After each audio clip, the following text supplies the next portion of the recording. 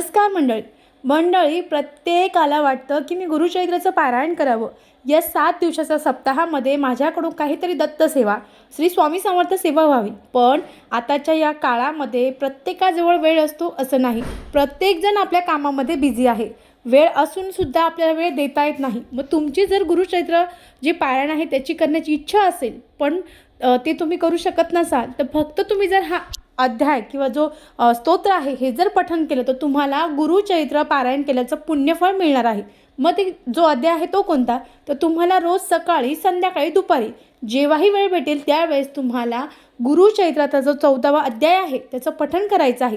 जर आपण गुरुचरित्रातील 14व्या अध्यायाचं पठण केलं तर आपल्या नशिबात नसलेल्या गोष्टी आपल्याला मिळतात। आपली जी इच्छा आहे ती लवकरात लवकर दत्त महाराज पूर्ण करतात।